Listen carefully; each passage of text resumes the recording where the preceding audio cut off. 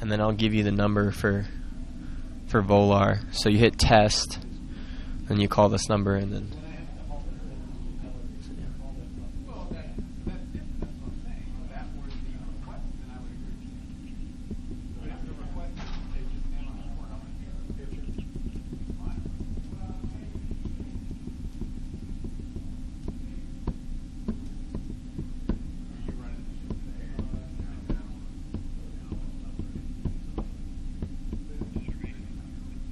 Hey Andy, this is Billy at Nevada.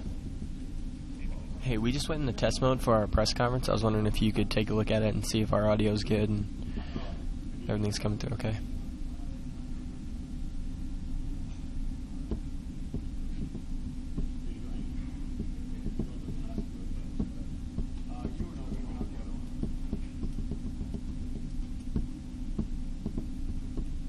Check, check. Don Marchand.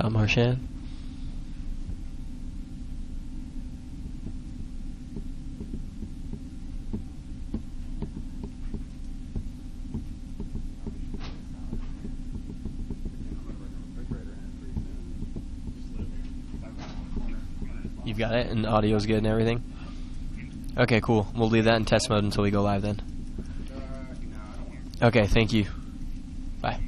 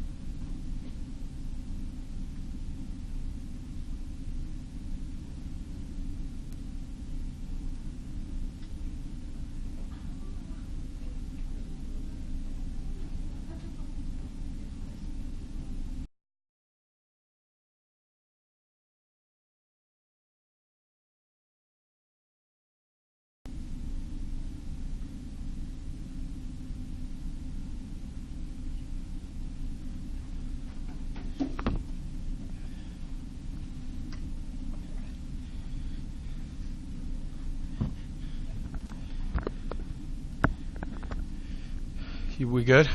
All right. It's good to see everybody. It's good to be back on the mainland. Before we get into football, I just wanted to use the opportunity in the press conference this week just to share something that Laura and I are involved in. This Saturday's game against San Diego State, November 1st, starts National Adoption Awareness Month. Laura and I are adoptive parents, so this is a cause that is very close to our heart. And we are active advocates of the Washoe County Social Services and their Have a Heart foster care and adoption program. And this is something that we began discussions about over the summertime and wanted to get involved. And, with November 1st being the start of Adoption Awareness Month, it was the perfect time to roll it out. Among the many ways to support the Washoe County Social Services, the Reno Rodeo has launched their annual denim drive, donating new jeans, socks, and underwear to local children who are currently in foster care or the county emergency shelter. Laura and I have donated 100 pairs of jeans to the Reno Rodeo Denim Drive, and we're asking Pack fans who attend the game Saturday night to bring either jeans, socks, underwear, or if they can't do that, if they might make a small monetary donation. Each person that donates will receive a white shaker for the game in support of National Adoption Month. As a part of the event, there'll be the university, the athletic department is hosting a tailgate for 100 families, supporting the Washoe County Social Services System. And there's one family in particular who, over a 9-year span, this adoptive family has fostered over 42 children in a 9-year span. And Laura and I are going to get a chance to spend some time with them, which we're very excited about. And during the first media timeout in the first quarter, that family will come down onto the field and be presented with a game ball. We have members of the Washoe County Social Services here. So when I'm done, if anybody's got any questions as to how impactful this campaign is, they're here and available. But again, I appreciate your patience. But with November 1st being National Adoption Awareness Month and this being so close to our hearts, I wanted just to take a second to talk about that. As is the case with my life, I don't know if you want to call it unlucky, but I guess it's Murphy's Law. The color for National Adoption Awareness Month is white, and when we did this, I promised that I would wear white on the sideline. We don't have anything in the equipment room that's heavy in white.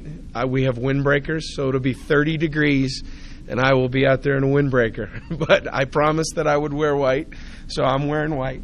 I'm going to have to layer underneath. But like I said, this is something that's near and dear to our hearts. On to San Diego State.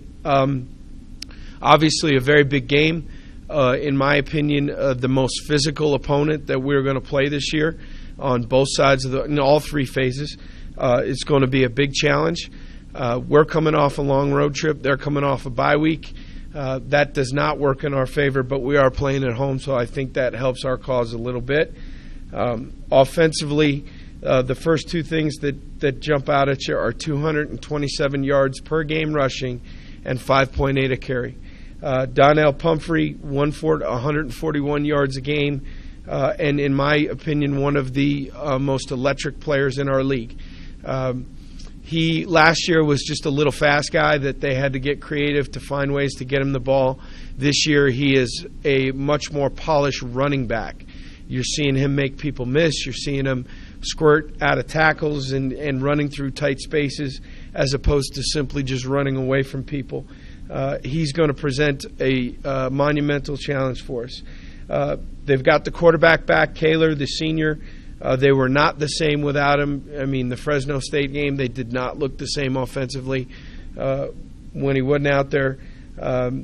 He's not going to wow you in terms of all the throws he makes, but he manages the game very well and converts a lot of third mediums, which is what they do because they run the ball so effectively. Adam Roberts is one of my favorite players in the league, the fullback. He's a throwback. I imagine that he's bleeding somewhere by the end of every game. Usually guys like that have a bump on their forehead or nose that never goes away throughout the course of the season because he's a really physical, rough, rugged dude, and you don't see a lot of fullbacks anymore. And, the receiver, Eric Judge, 81, averaging 17.6 a reception. Defensively, they mirror their head coach. They're just rough and tumble and tough. They play a 3-3-5 stack defense, so schematically it's actually not that too far away from what BYU does and what Hawaii does. So that, I think, helps us a little bit. We're not going from a true 4 down to trying to get ready for these guys. The looks are different, but the structure of it is similar, and that will help our quarterback and our offensive line. They're only giving up 18.7 per game, so they're pretty good on defense. They've got 16 sacks, and they're coming from all over their personnel. Alex Barrett, one of the inside guys, 6'3", 260 sophomore. He's athletic. 3 sacks for him. Josh Gabbert, the linebacker, 48, a 6'2", 215 senior, 49 tackles, very good player. Munson, another linebacker, is a very good player, and I'm very, very impressed with both corners. I think that both corners can run. They're not afraid to get up and challenge you. They're going to play a lot of man coverage, and we're going to have to beat some man coverage and make some plays down the field. I think their special teams are, thank God, not the circus that we saw last week in Hawaii with all the formations and motions and all the crazy stuff that was going on there. They just kind of are what they are. You know, they do what they do, and they do it very well. And their punt returner, Lloyd Mills, 5'10", 165 sophomore, scares me. He takes some chances that normally you wouldn't. I'd look at the film and say, "Oh my God, that better be a fair catch," and the dude catches the ball, spins out of a tackle, and makes a return. He's got a 67-yard touchdown this year. We are going to have to cover kicks in this game. There's no doubt about it, and that's something that I'm concerned about. So this is they're all big games, but obviously if we want to compete in our side of the conference, this is one that, we got to find a way to win. And frankly, this is a team that really has kind of spoiled the last 2 seasons with 2 overtime losses for us, but overtime wins for them. So we're in for a battle. Hopefully we'll get a good crowd, like I tweeted out yesterday. Put on your winter clothes and bundle up. But I hope that we'll get a great crowd Saturday night with some energy. And I think our guys will be excited and ready to play. And this will be a great challenge. They're a good football team, especially with the quarterback back. So with all that, I'm happy to take any questions.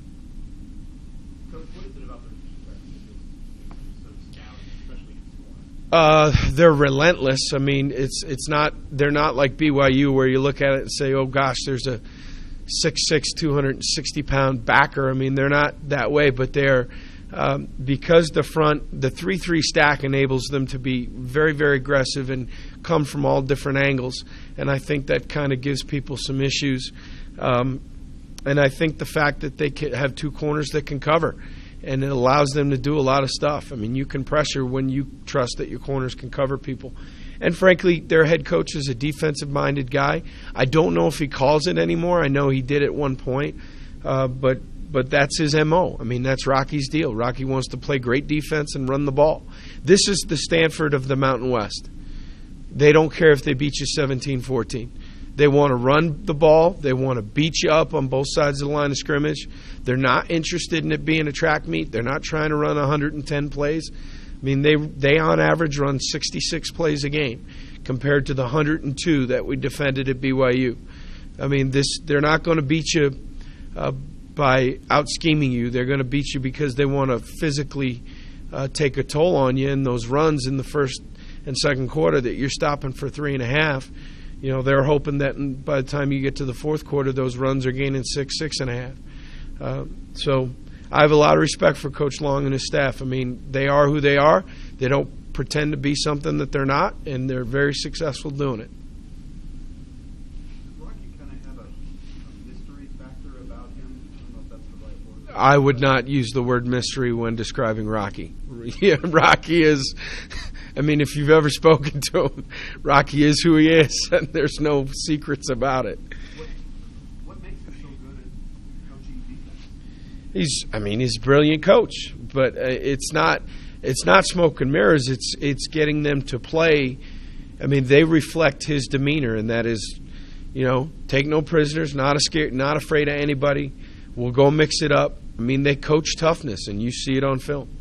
And having said that, if anybody's put points on him the last couple of years, it's been Nevada and the pistol offense, which he defended very, very well when he was at New Mexico.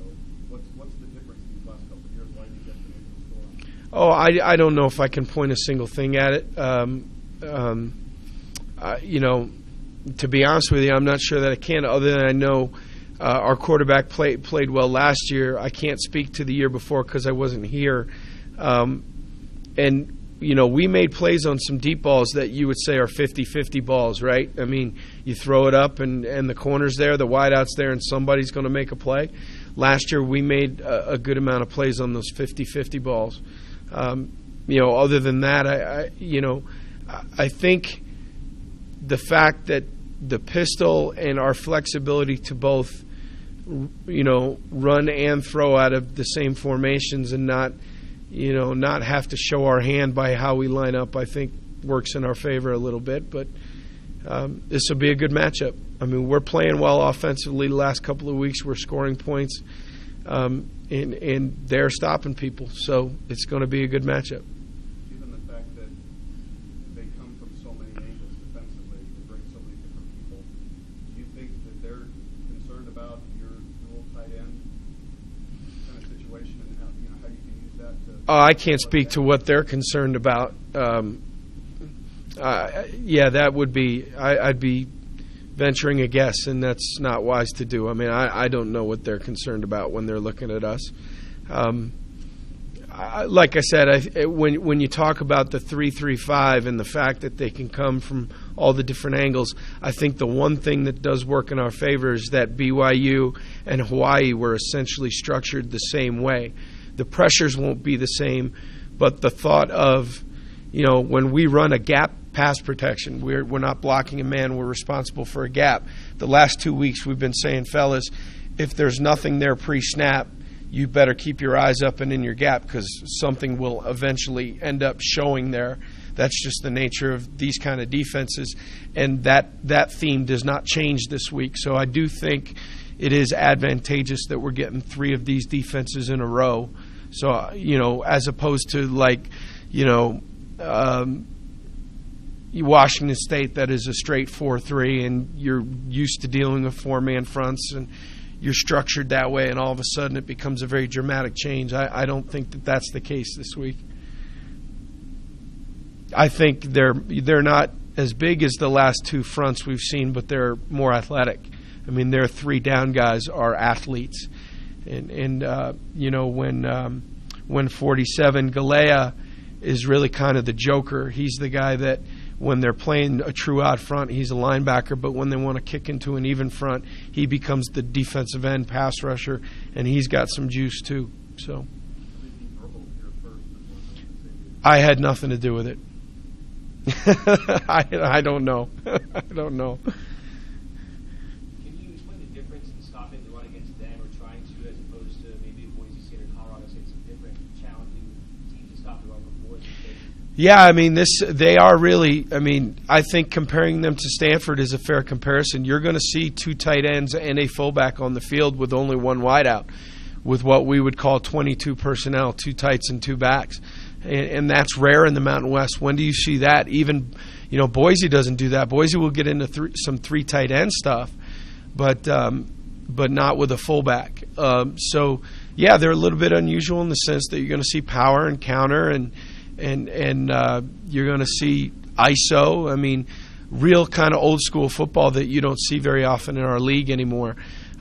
Fortunately for us, Hawaii ran some of that, and the fact that we had to fit runs against Hawaii with a fullback in the game, I think helps us too. It's not like going from Wazoo 4 wides thrown at 70 times a game to now seeing a fullback and 2 tights. Again, the timing of it is a little bit advantageous, but we still have to stop it, and they're huge across the offensive front for a Mountain West team. I mean, you're not surprised when you see BYU huge because they're 24, 25 years old in some cases. but 310, 325, 285, 315, 335 across the front for San Diego State. For a Mountain West offensive line, that's big. But that's what they recruit to, because that's how they want to play. They want to just roll off the ball and try and wear you down. With this kind of run game, is there an area of the defense that needs to play especially well? Yeah, the front seven. I mean, the front seven, we're going to have to hold up. Now, the good news is BYU was huge, and they ran 102 plays. San Diego State's huge. That has not been their MO. I say that. They'll probably run 85 now, but that has not been their MO. But, I mean, we're going to have to roll bodies on the defensive line, and we're going to have to play with pad level. And the linebackers, if they sit there and wait for the blocks to end up in their lap, it's not going to be good. We're going to have to attack our gaps downhill. And, you know, safeties and corners are going to have to tackle, because they force that. They force your DBs to tackle somebody. And we saw it in last year's game, to be honest with you. Taylor had probably his best game so far against you guys last year. Is that something that's on the mind of the defense or the coaches? I don't think so, because we left a lot of people wide friggin' open. You know, I wouldn't say that for the second half. I mean, we scored 21 unanswered, and I mean, we just didn't do a very good job last year on defense. Now, give them credit; they made the plays, and they deserve all the credit. But we didn't play very well last year. And look, we respect Kaler a great deal, but Kaler's not going to beat us throwing it 60 times a game. That's not who they are. We've got to stop Pumphrey, and we've got to stop Price, and we've got to stop the run game. And if Kaler beats us on 3rd and 10 a bunch of times in the game, then all the credit to them. But what we have to avoid is 3rd and 3. Is there a confidence level with this team at this point, with coming out of the second half and playing well? I mean, if you feel like it's close at halftime, does this feel extra confident in their ability to play well in the second half? Close at halftime. I mean, we're getting blown out at halftime, and we managed to find a way to compete. Yeah, I think there's part of him that says, you know what, we've come back from some bad deals this year, and I think there is a confidence. I'd like to be confident coming out at kickoff. I would really like to not have to chase somebody at halftime. Unfortunately, that's just the way the games have gone. Being down at 4 in Hawaii, you'd have thought we were up 7 in the locker room. I mean, they're like, it's only 4. We're good. You know, but I'd really like to avoid that. And trust me, this is not happening by design. We need to start faster, and we have made a point of that. And that is going to be especially important in this game, because this is not an opponent that you want to get down by 2 scores, because they can grind the clock out.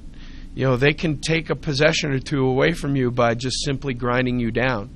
And we've got to avoid that. I think that is a point of emphasis this week. Don't get down 2 scores to this team, because they'll go in a 4-minute mode 3 minutes into the third quarter and just grind you down, and we can't allow that to happen. What about the fact that going into the final month of the season, you're in the thick of everything here, ball eligibility, first place in the West? I think that's meaningful. I think it is, you know, however people deem our progress or however they want to judge our progress, I think that is a sign of progress, that here on November 1st, we're going to be playing a really meaningful football game. And look, I don't want to make it sound like all our eggs are in this basket, and if we don't win this game, the season's a failure. That's not the case. But clearly, as you win games, the next one becomes more important, specifically conference games. So obviously, the importance of this game, you know, it's taken on some more importance, because we've won a couple in a row now, and we've got ourselves in a position to compete on our side of the conference. But we still have to go win. We still have to go compete. And if it doesn't go our way, that doesn't mean the season's lost, but it obviously carries a lot of value if we want to have a chance to compete for the conference championship on December the 6th. The side of growth, 3 straight road wins. Yeah. Yeah. I do think that is a sign of our maturity and where we've come. And as a program, as a coaching staff, as players, 3 road wins after a year where we couldn't get it done. And doing it with a young football team, the 9th youngest team out of 130. Doing it with a young football team that's got senior leaders in key spots, no doubt. Trust me, we're not who we are without Cody and Hecking and people like that, Richie Turner. But, I mean, when you look at our football team as a whole and who's playing, we are still fairly young, and we're making progress, and that's a positive thing. So. The bowl eligibility, item one more win, is that something you guys To be honest with you, no. We haven't talked about that much as a team, and it's obviously a goal, but if we finish at 6-6, I would be a little disappointed, to be honest with you. I'd like to think that right now our eyes are on things that might be a little bit grander than just a 6th win. But it is important, there's no doubt, that we need to get back to bowl eligibility. Have you taken note of the fact that there's some kind of odd similarities about this game, leading into it anyway? You guys had won 2 straight last year, lost to San Diego State with a bye following. I've noticed it. I brought it up. I was going to say, have you emphasized it at all? Yeah, I mean, there's no denying that the last 2 seasons, I mean, correct me if I'm wrong, but the 12 season was going along pretty good until the San Diego State loss in overtime, right? I remember somebody saying that to me, that the San Diego State game and, the loss of a 14-point lead in the fourth quarter and then being beaten overtime kind of set things on a bad track. I can't speak to that personally. That's coming anecdotally from our staff. From Brad and I talked about that. And then last year we were 3-2. It was a short week, and my whole thought was, boy, if we could get to the bye at 4-2, we're going to be in really good shape, and we'll get a chance to get back healthy. And then we stunk it up in the first half, rallied 21 unanswered in the fourth to put it in overtime, and then just didn't make the plays. And, I can't point at that and say, boy, the season went in the tank because of that, but I know it wasn't a positive, especially given the fact that we came all the way back. But I don't think you can look at this particular game in the frame of reference of the last 2 years. These are different teams. Clearly, we have proven that we've grown to some degree. I think we have to look at it through the eyes of, hey, San Diego State on our side of the division has been better than us for the last 2 years. They're a pretty good football team this year that does some things outstanding, and we're gonna have a battle. I expect that we're going to be sore and tired when this game is done. So, and I've told the guys that. I also, just like we were not going to lean on. We were not going to let the travel and all the challenges that came along with Hawaii, we're not going to let that be an excuse. We are not going to let the fact that we had the long trip coming back, that our schedule got a little jacked up, and we're not going to let the fact that they had a bye week, we're not going to use those things. And frankly, I'm going to talk about the cold in terms of as an advantage for us, because I promise there are not very many players on the San Diego State team that are used to 35 degrees. Not with where they practice and not with where they recruit. So I'm from Buffalo. I've had Easters that were 35 degrees, so it ain't going to bother me, and I'm going to make sure that it doesn't bother our guys. So as I say that, you'll see masses of players not dressed huddled around the heaters. But, it is what it is. But it's football. It's November 1st. It's the way it's supposed to feel. I think it's communist that I have to put on sunscreen in October. So it is what it is. It's fun. Let's go play. We all good? Thanks, guys.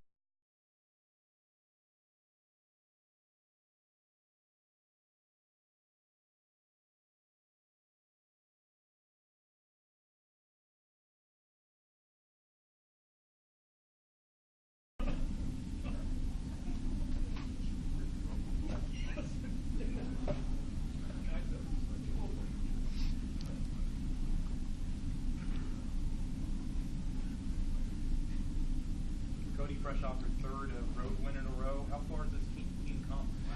You know, I think the team's in a good spot right now. Obviously, winning on the road, it doesn't matter who the opponent is, it's pretty tough, especially a road win in Hawaii where everything's kind of stacked against you. We knew as a team we had to stick together on this one, and you know, you can just see something special here building and guys playing for each other and loving each other, and the wins are coming along with it. You said building. I mean, what more can you ask for in November? Shot at bowl eligibility, shot at first place in the West. I mean, what more can you ask for your team? You know, it's completely night and day from last year, which is pretty special to be playing meaningful games in early November. For us, we know that we can be in the driver's seat. Obviously, San Diego State's a really good football team, and we're going to have to bring our A game, obviously, go out there and execute our game plan. But the guys are pretty fired up in the locker room. Just playing for something is, like I said, pretty special for us. Is there an expectation at this point coming out of halftime that you guys are going to turn it on and just the way you guys are going to do that? Yeah, you know, I'm not sure if that's the expectation. We obviously would like to start fast and score from the beginning, but then again, when we're losing at halftime, no one's discouraged, no one's down. We're all excited. I believe this last weekend we were down 6 points, and you know, we kind of made a joke like, "Oh, just 6 points? That ain't bad. We can come back from that." So guys are pretty encouraged. Even though when we're losing at halftime, we just have confidence in ourselves in the second half that we can go out there and continue to play some good football. Disappointing to see that touchdown taken away from Gallup. Oh, I think he got robbed. You know, that guy, he deserves a touchdown. And I'll say it, you know, I've been trying every which way to get that guy a touchdown. Just his tremendous toughness that he's shown throughout his career, just the type of person he is. You can see his kind of dancing when he scored. Unfortunately, they took it away from him, but it was pretty funny to watch him bouncing up and down with the ball in his hand, because big guys like that don't get the opportunity for the limelight. You know, they just kind of grind out every day, and they don't really get the special, you know, the awards and everything that comes with it. But for a big guy to get a touchdown like that was pretty special. I wish it stood. Was he disappointed, or was it still exciting for him to, I guess, kind of celebrate his touchdown? Yeah, I don't know if he's a little bit disappointed just because he had it, and I believe he said, or someone said that one of the stat books had him as a touchdown, so that kind of hurt a little bit worse. Just the fact that he saw that he had a touchdown, but yet it got taken away. But he was in good spirits about it. He said he was dead tired. I believe that was a 19-play drive. So for our guys, we were pretty tired, and just to have that kind of life where after an offense lineman scores, you get kind of happy and get excited and got our feet back under us. Cody, what are the challenges of this defense, this 3-3-5 stack versus some of the other ones that still? You know, the hardest thing for me is you kind of go out there and you're like, are they playing 11 guys or are they playing 15 guys? Because guys are just running around everywhere, and you feel like there's more than 11 guys on the field. Defensive linemen have linebacker numbers. Linebackers have defensive lineman numbers. So it's pretty hard to see, okay, is this guy a linebacker? Is this guy a defensive lineman? Is this guy blitzing? So for our offensive line and for myself, just to kind of understand personnel a little bit more this week, understand who's their linebackers, what numbers they are, more than you know, the past couple of games, and just kind of execute our game. We can't play into their traps or their kind of confusion. We just got to go out there and run our offense. Does it put more on you pre-snap instead of in a line like this? Yeah, you almost want to kind of close your eyes until the ball snapped, just because they do all this moving around, and you don't want to get caught up in something. A lot of times they'll try to bait you into throws or bait you into a run play. So for me, it's kind of like you just got to be really patient with it and just wait for them to show their hand. You've faced 3-3-5s kind of a lot now between San Diego State, Boise. Can you guess how many times you've gone against it? No, I know that the 3-3-5 has kind of been the way to stop the pistol. I remember in 2012, I think we played 4 or 5 teams back-to-back who ran the 3-3-5. And so for us, we knew that that's going to be the defense coming in the following years. So we kind of did some off-season against it, and it's really helped us in the future with it. You guys have put up numbers against them more than any other Mountain West team in the last couple of years. Do you know why that is? All I know is they play us tough. They play us to the end. And it's been pretty good games every year against San Diego State. Obviously, they're a good football team, well coached by Coach Long. Their defense flies around like you're saying, but For us, we know that the past 2 years, they kind of started our downward spiral. We lost to them both in overtime, and then I think we lost 4 or 5 straight both years. So for us, we know that in the back of our mind that, hey, it'd be pretty special to get a win. Coach just mentioned you're going to have to beat man-to-man coverage. It's been a little bit up and down this year. Do you feel good where that is? Yeah, I think our receivers are getting a good idea. Obviously, teams are trying to play us more man, and we're going to put some special routes in for man coverage, obviously, and give our receivers a better chance to beat man coverage. But I think their mindset's in the right spot. They got a lot of confidence going into this game, and they should be because obviously we won 2 in a row, and so we should have some confidence going in this game. When you hear it's going to be like low 40s, are you excited about that? Because you're taking on teams in Southern California, or would you rather? I'm from Southern California myself, but I consider myself Reno native just because I've been here so long. And for me, the first couple of games when I first started playing and it was cold, I was like, I don't know if I could do this. And now to use it as your advantage, you're like, okay, I want it to be cold because I've played in the cold and I understand what it takes to, be successful in the cold. And I know they might struggle a little bit. And any home field advantage you can get, whether it's the cold, the fans, you're going to want. Coming into it, I mean, it can be a shock to the system for someone who doesn't play it all that much. Yeah, especially, quarterback, your hands get cold. Getting hit, it hurts a little bit more. The ball feels like a rock. So to the receivers and the quarterback. So I think we got a pretty good feeling for playing in the cold, and they don't. So which is good for us. You guys are 1 win away from being bowl eligible. Does that mean anything to you this week? We're just trying to win football games. Obviously, being bowl eligible is going to be special, but we're trying to win this weekend, obviously, against San Diego State, going into a bye week, get healthy to finish up the season. But from where we were last year to where we are this year, we're in a good spot. And like I said, playing meaningful games is pretty special for our guys and got us pretty fired up. You've talked about this already a little bit, but when you go into film study against a Rocky Long defense, are you kind of, oh man, this is going to be a pain in the, because it's Rocky Long's defense? Or At first, when you first turn on the tape, and when I was watching it a little bit yesterday, I was just like, wow, they're all over the place. Can't really get a beat on what they do. So after you kind of sit down, and I talked with Coach Rollo, and he was here late last night, and he just kind of said once you sit down and you kind of just take a breath, you can kind of understand their defense a little bit more rather than just trying to sit down and trying to digest it all in one sitting. Obviously, film study is going to be big no matter who you play, but the tendencies and the personnel are pretty good when you watch film and you kind of develop more things, and it'll just give us a better chance of winning the football game the more film I watch. anything else for Cody? Thank you.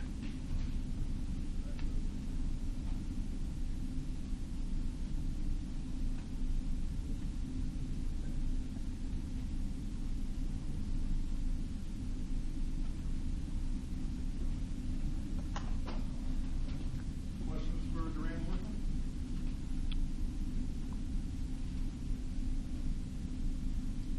Well, Duran, last 2 games, as Coach said a little bit ago, kind of prepared you for this type of offense. Can you just talk a little bit about that? How important these last 2 games have been? Yeah, well, you look at BYU; they're a very big, physical team. Hawaii wanted to do the same type of thing with big personnel groupings and trying to pound the ball. And, we're getting that same kind of thing this week. They have, obviously, a back who's rushed for over 1,000 yards. And so I guess you could say that it's really prepared us the last 2 weeks. So. Are you kind of ready to be as beat up after a game as any game you've played so far? Yeah, I guess that's the mindset you got to take into it. It's going to be cold. It's going to be physical. It's the kind of smash-mouth game that I like to play. So I look forward to being beat up after the game. Do you like run support more, or do you like... I like playing downhill. Yes. What about heading into a game like this? A lot of steady ball eligibility, first place in the West. I mean, you've got to really pump you guys up knowing what's in front of you. Yeah, it's obviously a huge game. It's on our side of the conference. very talented team. We got a good thing going, and just try to really keep it going because it's a lot's at stake. How confident is he coming off 3 road wins in a row? I mean, it was something that they couldn't do last year, and coming back in all those games too. I think from the beginning of the year you could really sense like how close the team was and that we had something special, and we dropped a couple there, but it's nice to get something going, and we're confident as we've been going into any game. What do you think the key is to contain Humphrey, just swarm to the ball. I mean, really, we just get a lot of hats on the ball and run. So because he's going to make people miss, he's going to break tackles. If one guy slows him up, doesn't make the tackle, then if we run to the ball, we'll get more. We'll get him down eventually. Do you like where your team's front 7 is as far as going up against a team like this? Oh, I have full confidence in our front 7. We have a great D-line, great linebackers. I think we've proved that, how well we've stopped the run the last couple weeks. So, we'll just try to keep that rolling. Is there a little extra excitement for you? You said you like playing downhill, and you're going to get an offense that wants to kind of line up and run the football. Oh, yeah, I mean, it's exciting. You got to kind of prepare the same for every week mindset-wise. But, like we have been prepared against BYU and Hawaii and, getting a good idea. You want to play downhill and you want to be aggressive, but also you got to keep your eyes right because, they'll hit you with the play action. They got they got a good quarterback who's been there. They got guys on the outside who are, threats. So you got to have that mentality. I want to come downhill, but yet again, your eyes have to be right, and you got to read your keys. Are you thinking at all about the fact that one more win gets you pulled eligible? I'm just treating it as one more game. Really, I think we win this one, and then we obviously don't just want to win one more game to be bowl eligible. We'd like to stack a few more up. So. It's cool to be bowl eligible, and that's one of the goals. But also, it's just another game, and we want to try to get some more wins besides this one. Anything else for Duran?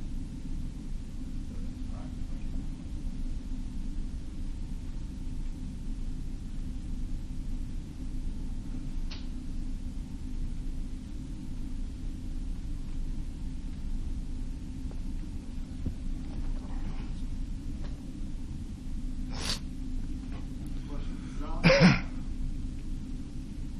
John, kind of the same thing. This appears to be a very, very physical game going in. Are you kind of prepared to just be hurting as much as you've been all year this week? Yeah, I am. As a defense, we're pretty physical ourselves, and playing an offense that likes to run the ball, pretty much wants to run the ball, we're all going to be beat up after this game, but it's going to be okay with a win. Do you like where your front 7 is going up against a team like this? Yeah, I love where we are. We have come together as a defense as a whole, and our front 7, we're playing a big role right now. We're putting pressure on the quarterback. We're stopping the run, and we're forcing them to throw the ball. And that's when we get after them. We throw a couple blitzes at them, let our secondary corner safeties attack. So Playing BYU and Hawaii in 2 games leading up to this, how much does that help you? it has helped me a lot. It made us, attack the football. Fit downhill, and bring the defense together as a whole. Going into halftime down in both games, it made us work harder and play better in the second half. I know a couple of guys on the defensive front who haven't gotten a lot of playing time, but when they've been in, they seem to make plays. Guys like Charles Brando and Duran. Can you just talk a bit about the confidence you've had in those 2 guys and the depth you have in the front 4? We have confidence in everybody on the D-line, and with them 2 stepping up, playing key roles the last few games, it's a great thing, to get the young players involved, to make them feel important. So as a whole, as a defense, we have to encourage our D-line from the youngest to the oldest to do their best every time they're in. How exciting is it for this team to be playing meaningful games and the final one of the year? It's very exciting. Last year at this time, we didn't have – our mentality wasn't the same. We wasn't playing meaningful football this time of year, but now – it's more special. You know, we're brewing up something inside that's going to take the whole world by surprise. What about playing the cold?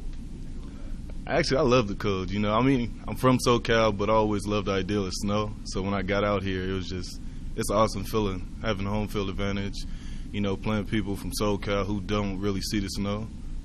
Do you think that's a real advantage, playing the cold, or do you think it's something? I think it is an advantage. You know, coming from somewhere where it's hot, you know, it's sunny and stuff like that, you know, you don't really experience the real value of the cold. And once you play a physical game it takes a toll on your body. It's something that most teams are not used to. You've seen a couple of really good backs in the conference, and Jai and Deemer. Does Pumphrey compare to those guys at all when you watch them on film? I think he's a great back. You know, he's very explosive. I think speed-wise, he's a better back. And, you know, he makes people miss an open field, and that separates him from everybody else. Can you talk about the confidence this team has had in the second half, maybe just defensively, specifically, and the way you guys were able to turn it on in the second half of these last couple games? You know, going into the second half, I feel like the defense, we just come together. You know, in the first half, we know that we haven't put on our best football. But coming out of the half, we're determined to get the ball back to the offense. Like last week, you know, we got couple of stops and offense held the ball for most of the half. Matter of fact, Hawaii only had the ball for about 4 or 5 minutes. So, you know, that builds great confidence knowing that we can stop them and our offense can hold the ball. Getting back to Charles and Dupree a little bit, what does each one of those guys do well? You know, Charles, he's a run stopper. You know, he fills the hole. You know, when we needed him to step up for Rakeem Yates, you know, he did a great job. And Dupree, he's versatile. You know, we recruited him as a DN. You know, due to injuries, he was moved down to 3 technique, and he plays a great role there too.